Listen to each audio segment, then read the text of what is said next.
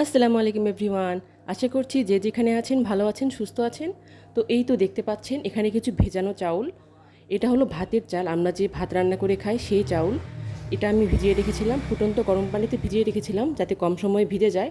ফুটন্ত গরম পানিতে আধা ঘন্টা ভিজিয়ে রাখলেই সেটা ব্লেন্ড করার জন্য উপযুক্ত হয়ে যায়। আর এখানে দেখুন আমি ব্লেন্ডারে ব্লেন্ড করে নিয়েছি অলরেডি। এগুলো এখন ব্লেন্ড করে নিব। আজকে চিতই পিঠা বানাবো ধনেপাতা দিয়ে, ঝাল ঝাল ঝাল চিতই বানাবো। আর এখানে দেখতে পাচ্ছেন ধনেপাতা কুচি কুচি করে রেখে দিয়েছি।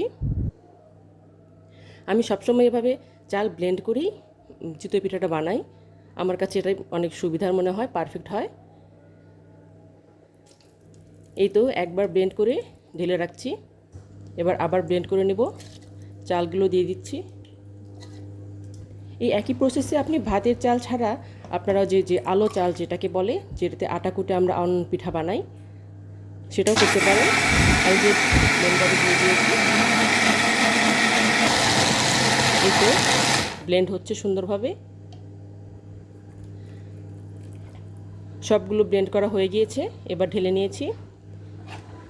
এবার এর সাথে হলুদ গুঁড়ো মিশিয়েছি, লবণ মিশিয়েছি, ব্লেন্ড করার সাথে সাথেই ওটা মিশিয়ে নিয়েছি।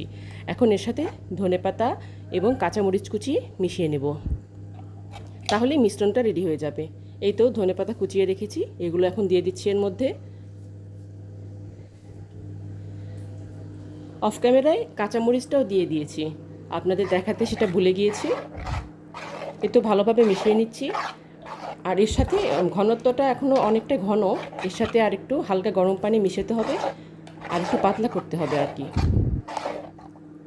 এখন অনেকটাই ঘন আছে। আর এই তো মাটির সাজগুলো আমি চুলায় হালকা আঁচে বসিয়ে দিয়েছি, এগুলো ভালোভাবে গরম করে নিতে হবে। আমি চুলায় দুইটা সাজ দিয়েছি। এই তো এটার ঢাকনা, এটা এই যে এখানে আরেকটা সাজ। এই সাঁচে আগে আমি পিঠা বানাতে পারতাম না, এখন খুব ভালোভাবে পারি।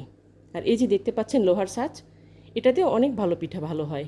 মাটির সাঁচের চাইতে এই সাঁচে পিঠাটা আরও বেশি সুন্দর হয়। আমি বেশিরভাগ সময় এখানেই বানিয়ে থাকি।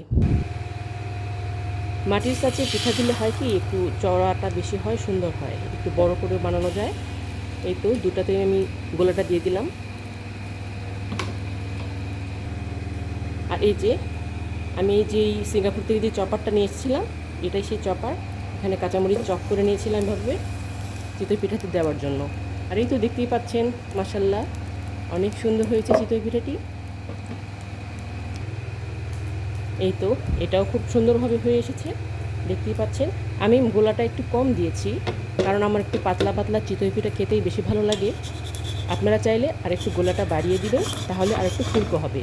এই তো দেখতেই পাচ্ছেন অনেকটা পাতলা।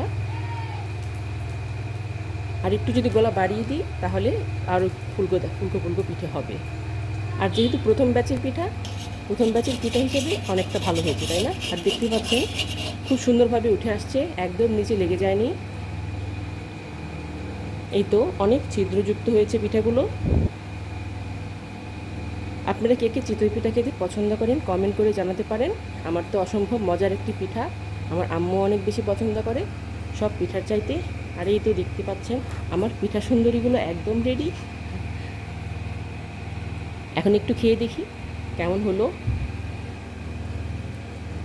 এই তো আপনাদের একটু দেখিয়ে দিচ্ছি এটা কতটা, পেছন দিকটা কেমন হয়েছে। আপনারা যদি আর একটু মচমচা খেতে চান, আরও কিছুক্ষণ চুলায় রাখতে পারেন, তাহলে আর একটু মচমচা হবে। এই তো দেখুন অনেক ছিদ্রযুক্ত পিঠাগুলি হয়েছে, আর খেতেও মাশাল্লাহ অনেক মজা হয়েছিল।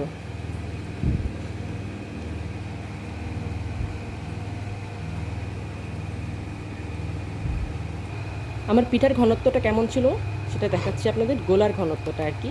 এই তো এরকম ঘনত্বের হবে, খুব বেশি পাতলাও না, খুব বেশি ঘনও না। এই তো এরকম হবে। তো আজকের মতো এই পর্যন্তই। ভালো থাকবেন, সুস্থ থাকবেন। আল্লাহ হাফিজ।